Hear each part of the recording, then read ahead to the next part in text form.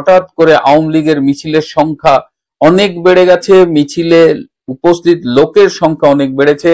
এবং আপনারা খেয়াল করেছেন আগে আওয়ামী লীগের ঝটিকা মিছিল হতো, সেই মিছিলে 50 জন 100 জন লোক থাকতো, কিন্তু এখন দেখা যাচ্ছে মিছিলগুলো দীর্ঘতর হচ্ছে, সেখানে 1000 2000 লোক হচ্ছে। আমি কয়েকজনের সাথে কথা বলেছি যারা এইসব মিছিলে অংশগ্রহণ করেছে ঢাকায়, তারা আমাকে বললো যে ভাই আমরা শুরু করি হয়তো 50 জন 100 জন নিয়ে, কিন্তু আপনি বিশ্বাস করবেন না যে রাস্তায় আমরা যখন মিছিল নিয়ে নামি তখন রাস্তা থেকে চারিপাশে বানের জলের মতো লোকজন এটার সাথে যোগ দেয়। মানুষ বাস থেকে জয় বাংলা স্লোগান দেয়, ফুটপাত থেকে জয় বাংলা স্লোগান দেয় এবং মিছিলে যোগ দেয়। সুতরাং আমরা যে পরিমাণ লোক নিয়ে শুরু করি মিছিল কিন্তু আর সেই লোকে থাকে না, মিছিল দীর্ঘ হয়ে যায় মানুষের স্বতঃস্ফূর্ত অংশগ্রহণে। এই যে মানুষ স্বতঃস্ফূর্ত ভাবে অংশগ্রহণ করছে এবং মিছিলে কারা অংশগ্রহণ করছে, আমরা যদি একটু ভিডিও ফুটেজ গুলো ভালো করে দেখি তাহলে দেখব যে আপামর জনসাধারণ এখানে অংশগ্রহণ করছে, লুঙ্গি পরা মানুষ, খেটে খাওয়া মানুষ, তারা স্বতঃস্ফূর্ত ভাবে, তারা কিন্তু আওয়ামী লীগের ওইভাবে কোনো হয়তো সাংগঠনিক ভাবে জড়িত না, কিন্তু স্বতঃস্ফূর্ত ভাবে তারা এখানে যোগ দিচ্ছে।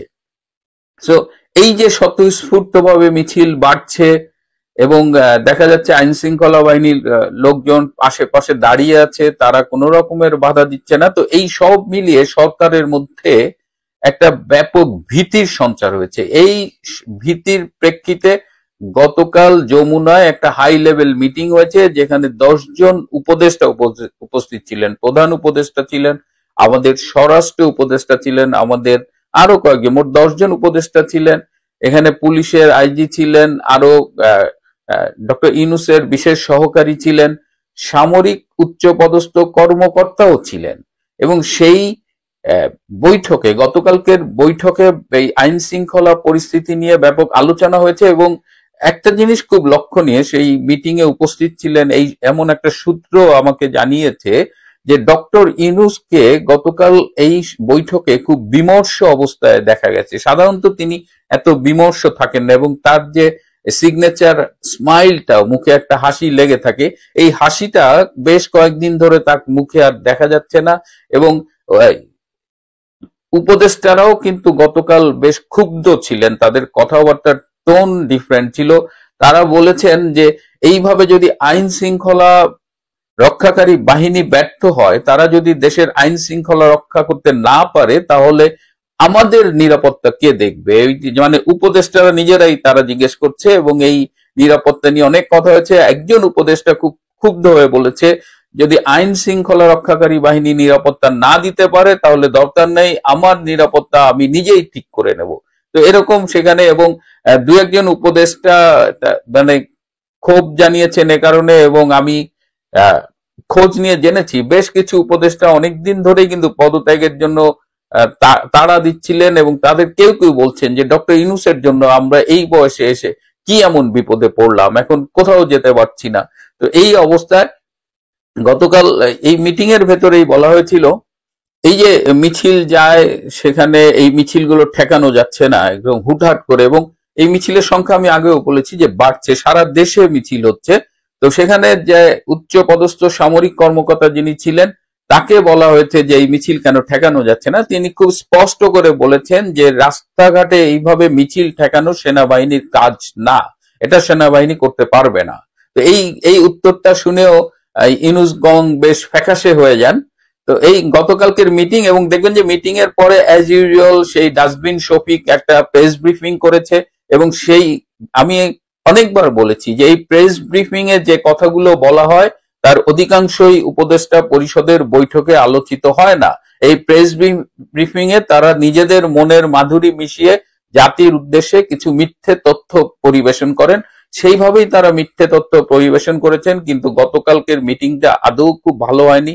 উপদেষ্টারা রীতিমতো ক্ষুব্ধ ছিলেন ডক্টর ইউনূসের উপরে, তার ব্যর্থতাকে চোখে আঙুল দিয়ে দেখিয়ে দিয়েছে এবং উপদেষ্টাদের তোপের মুখে পড়েছিলেন ডক্টর মোহাম্মদ ইউনূস। এছাড়াও স্বরাষ্ট্র উপদেষ্টা যে সম্প্রতি বলেছেন যে এই পুজোয় মদ গাঁজার আসর বসানো যাবে না, সামনে আপনারা জানেন দুর্গাপুজো, আমাদের হিন্দুদের একটা বড় রকমের একটা বিরাট ধর্মীয় উৎসব, এটি আমরা দেশে থাকতে তো এটি আমরা সবাই একসাথে উদযাপন করতাম আমাদের হিন্দু বন্ধুদের সাথে। তো এই যে হিন্দুদের এই পুজোয় মদ গাঁজার আসর বসানো যাবে না, এই কথার মধ্য দিয়ে কি স্বরাষ্ট্র উপদেষ্টা বোঝাতে চেয়েছেন যে এই পুজো মানেই মদ এবং গাঁজার আসর বসে? এটি নিয়ে কিন্তু এই সম্প্রদায়ের ভেতরে ভীষণ ক্ষোভ সৃষ্টি হয়েছে। যাই হোক, এই উপদেষ্টাদের তোপের মুখে ভীষণ ম্রিয়মাণ হয়ে যাচ্ছেন দিন দিন ডক্টর ইউনূস। আমি জানি না নিয়তি তাকে কোথায় নিয়ে যাবে। একটা ষড়যন্ত্রের মাধ্যমে তিনি এসেছিলেন ঠিকই, কিন্তু 13 মাসের মাথায় তিনি লেজে গবরে করে ব্যর্থতার এমন অতল গহ্বরে পতিত হয়েছেন যে তার সারা জীবনের অর্জন এখন বিতর্কের মুখে। এবং আমার খুব মনে হয় যে ডক্টর ইউনূস যখন এই পদ থেকে বিতাড়িত হবেন বা চলে যাবেন, সারা পৃথিবীতে তিনি কি সেই সম্মানটা ফিরে পাবেন? আগের মতো কি তাকে আর মানুষ সম্মান দেবে? এখন তো সারা পৃথিবীর মিডিয়ায় তার স্বরূপ উন্মোচিত হয়ে গেছে, একজন জঙ্গিদের গডফাদার, একজন ব্যর্থ, একজন লোভী এবং আরো অনেক অনেক অনেক ব্যর্থতা। এবং তার একটা ইমেজ ছিল যে তিনি ব্যক্তিগতভাবে সৎ, কিন্তু আমরা আজকাল যেসব ইনফরমেশন পাচ্ছি যে 13 মাসে এই যে বিভিন্ন কারচুপি, দুর্নীতি, কমিশন বাণিজ্যের কথা শুনছি, এই কমিশনের একটা অংশ নাকি সরাসরি যমুনায় ডক্টর ইউনূসের কাছে যায়। যে লোকটাকে আমরা সৎ জেনেছি, যে লোকটা আমাদের প্রতারিত করেছে, তার মুখোশকে আমরা চিনতে পারিনি, সেই লোকের মুখোশ উন্মোচিত হয়ে গেছে। প্রিয় বন্ধুরা, দেখা যাক কোথাকার পানি কোথায় গড়ায়। ডক্টর ইউনূসের খুব খারাপ সময় আসছে, আমি বারবার বলছি, এবং চারিদিকে চোখ কান খোলা রাখবেন। যা দেখা যাচ্ছে কোনো কিছুই ডক্টর ইউনূসের পক্ষে যাচ্ছে না। এত আওয়ামী লীগ আছে কোথায়? এটাই এখন বাংলাদেশের প্রশাসন, বাংলাদেশের শাসন যারা চালাচ্ছে, তাদের মাথা ব্যথার কারণ এখন এইটাই, এই একটা প্রশ্ন। এবং এর উত্তর খুঁজে নিয়ে সেই ডেভিল হান্ট শুরু হয়েছিল যেমন, তেমন আবার একটা নতুন জিনিস শুরু হচ্ছে। সেটা হচ্ছে যে এত আওয়ামী লীগ যদি দেশে থাকে, ধরো সবাইকে। কেন বলছি এই কথাটা? দেখুন, আমাদের এখানে নয়, বাংলাদেশের বিভিন্ন সোশ্যাল মিডিয়াতে যেসব সংবাদ উঠে এসেছে, তাদের ছবি সমেত, তাদের দুই একটার হেডলাইন একটু পড়ছি আপনাদের। যেমন ধরুন, এই যে ছবিটা দিয়ে এখানে দেয়া রয়েছে, একদম প্রথমে কি লেখা আছে? থামছেই না আওয়ামী লীগের মিছিল, গোয়েন্দা তৎপরতা নিয়ে প্রশ্ন। প্রশ্ন কারা করছে? এই সরকারে, যারা বর্তমান সরকারে আছে তাদের কাছে এই প্রশ্নটা আছে। তারা বলছে যে থামছেই না আওয়ামী লীগের মিছিল, গোয়েন্দা তৎপরতা নিয়ে প্রশ্ন। এরপরে আর একটা দেখাচ্ছি, এখানে দেখুন, এখানেও এখানে আর একটা ছবি এসছে, সেখানটাও বলছে আওয়ামী লীগের ঝটিকা মিছিল নিয়ন্ত্রণ করতে কঠোর ব্যবস্থার সিদ্ধান্ত। এটা এইবার এইটা খবরটা একটুখানি আপনাদের একটু পড়ে আপনাদের শোনাই যে কি বলছে এখানে। যে আওয়ামী লীগের এই যে বিভিন্ন যে ঝটিকা মিছিল বেরোচ্ছে বিভিন্ন জায়গায়, আগে 2-5 জন বেরোতো, এখন শুধু 2-5 জন নয়, এখন এরকম বিভিন্ন জায়গায় যখন তখন বেরিয়ে যাচ্ছে। এবং রাস্তায় সেই মিছিল বেরিয়ে যাওয়ার জন্য পরে তার মধ্যে আর ওই 50, 100, 200 মানুষ থাকছে না, তার মধ্যে আরো বড় সংখ্যায় হাজার হাজার মানুষ মিছিলে যোগ দিচ্ছে। ওই মব পাঠিয়ে, পুলিশ পাঠিয়ে, সেনা পাঠিয়ে তাদেরকে থামানো যাচ্ছে না। তো এই খবরটায় কি এসছে, একটা খবর আপনাদেরকে বলি। এটা খবরটা দিচ্ছে আজকের পত্রিকা নামে বাংলাদেশেরই একটা সংবাদ মাধ্যম। তারা কি বলছে? যমুনায় উচ্চ পর্যায়ের বৈঠক, তাদের শিরোনাম, এবং সেই শিরোনাম দিয়ে তারা বলছে যে আওয়ামী লীগের ঝটিকা মিছিল নিয়ন্ত্রণে কঠোর ব্যবস্থার সিদ্ধান্ত। খবরে কি আসছে? বড় খবরে যেটা এসছে সেই খবরটা একটু পড়ি।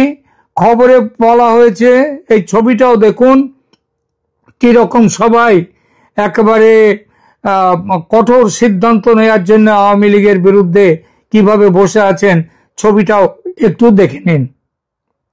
এইবার খবরে কি বলছে? খবরে বলছে দেশের সার্বিক আইন শৃঙ্খলা পরিস্থিতি নিয়ে রাষ্ট্রীয় অতিথি ভবন যমুনায় সরকারের উচ্চ পর্যায়ের বৈঠক অনুষ্ঠিত হয়েছে আজ রোববার। আজ মানে গতকালকের খবর এটা। আজ রোববার অন্তর্বর্তী সরকারের প্রধান উপদেষ্টা ডক্টর মোহাম্মদ ইউনূসের সভাপতিত্বে এই বৈঠকে কার্যক্রম নিষিদ্ধ থাকলেও আওয়ামী লীগের ঝটিকা মিছিলের বিরুদ্ধে কঠোর আইনি ব্যবস্থার সিদ্ধান্ত হয়। বিকেলে ফরেন সার্ভিস একাডেমিতে আয়োজিত সংবাদ সম্মেলনে প্রধান উপদেষ্টার প্রেস সচিব শফিকুল আলম বৈঠকের বিষয়ে বিস্তারিত তুলে ধরেন। প্রেস সচিব বলেন, গত কিছুদিনে কিছু ঘটনা ঘটেছে, তার আলোকে এই বৈঠক হয়। কার্যক্রম নিষিদ্ধ থাকলেও আওয়ামী লীগের ঝটিকা মিছিল বেরোচ্ছে। প্রধান উপদেষ্টার সঙ্গে বৈঠকে ঝটিকা মিছিল সহ বেআইনি সমাবেশের বিষয়ে মনিটরিং জোরদারের সিদ্ধান্ত হয়েছে। এর নেপথ্যে যারা সক্রিয় রয়েছেন তাদের বিরুদ্ধে কঠোর আইনি ব্যবস্থা নেওয়া হবে। শফিকুল আলম আরও বলেন, রাজনৈতিক দলগুলো যাতে নিজেদের মধ্যে ভালো সম্পর্ক বজায় রাখে এবং নির্বাচন ঘিরে যাতে কোথাও কোনো ধরনের নিরাপত্তাজনিত ঘটনা না ঘটে সে বিষয়ে সবাইকে সতর্ক থাকার আহ্বান করেন প্রধান উপদেষ্টা। তিনি রাজনৈতিক দলগুলোর মধ্যে আরো নিবিড় সম্পর্ক গড়ে তোলার বিষয়ে জোর দেন। শফিকুল আলম বলেন, দেশ যখন নির্বাচনের দিকে এগোচ্ছে এবং জুলাইয়ের হত্যাযজ্ঞের সঙ্গে জড়িত ব্যক্তিদের বিচার প্রক্রিয়া যখন দ্রুত এগোচ্ছে, তখন পতিত পরাজিত ফ্যাসিবাদী শক্তি মরিয়া ও বেপরোয়া হয়ে পড়ছে। তারা দেশের সার্বিক শান্তি শৃঙ্খলা বিনষ্ট করতে এবং গণতান্ত্রিক অগ্রযাত্রাকে ব্যাহত করতে সব শক্তি নিয়ে মাঠে নামছে। বিষয়টি নিয়ে বৈঠকে আলোচনা হয়। এটা এখন আইন শৃঙ্খলা পরিস্থিতি নয়, জাতীয় নিরাপত্তা ইস্যু হয়ে দাঁড়িয়েছে। এই বিষয়টা নিয়ে দু চার কথা এখানে বলি। সেটা হচ্ছে সার্বিক শান্তি শৃঙ্খলা বিনষ্ট করতে। আচ্ছা বলুন তো, বাংলাদেশে কোনো শান্তি শৃঙ্খলা বলে, আইনের শাসন বলে কিছু আছে? গণতান্ত্রিক ব্যবস্থা বলে কিছু আছে? বিচার ব্যবস্থার স্বাধীনতা বলে কিছু আছে? কিচ্ছু নেই। তবু বলা হচ্ছে যে আওয়ামী লীগ নাকি এগুলো ধ্বংস করবে। এবং এখানে বলছে কি বলা হলো, এটা আইন শৃঙ্খলার বিষয় নয়, এটা জাতীয় নিরাপত্তার ইস্যু হয়ে দাঁড়িয়েছে। এর থেকে একটা জিনিস প্রমাণ হচ্ছে যে এই সরকার ভয় পেয়ে গেছে। আর আওয়ামী লীগ ওই ২-৫টা ঝটিকা মিছিল এখানে ওখানে বার করা তা নয়, সেটা শয়ে শয়ে ঝটিকা মিছিল সারা দেশ জুড়ে বেরোচ্ছে।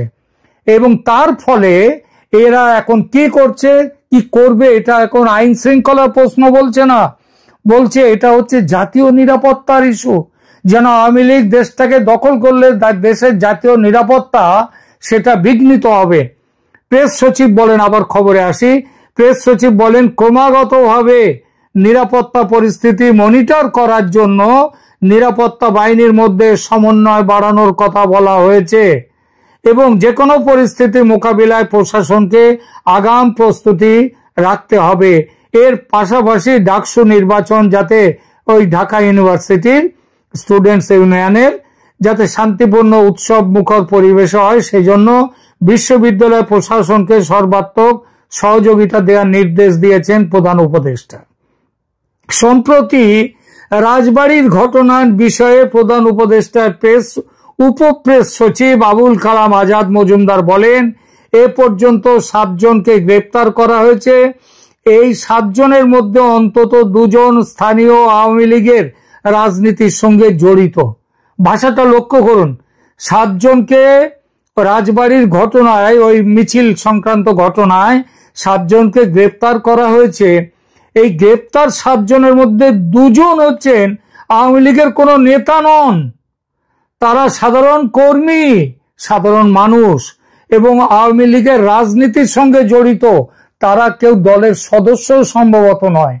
তো এই মানুষরা এখন এগিয়ে এসেছে আওয়ামী লীগের হয়ে নেতৃত্ব দিতে এই সরকারের বিরুদ্ধে প্রতিবাদ জানাতে রাস্তায়, এবং শেখ হাসিনার যে শাসন সোনার বাংলা গড়ার দিকে এগিয়ে নিয়ে গিয়েছিল, সেই শাসনকে ফিরিয়ে আনার জন্য তারা লড়াইতে নামছে, তারা রাস্তায় আজ নামছে। 7 জনকে ধরেছে, তার মধ্যে 2 জন হচ্ছে এই আওয়ামী লীগের রাজনীতির সঙ্গে জড়িত, স্থানীয় রাজনীতি, তারা কেউ কোনো নেতা টেতা কিচ্ছু নয়। এই জায়গায় এসেছে আজ মানুষ। আজকে নির্বাচনে আওয়ামী লীগের নাম থাকলে, আওয়ামী লীগ এলে আসবেই, এটা লিখে নেওয়া যায়।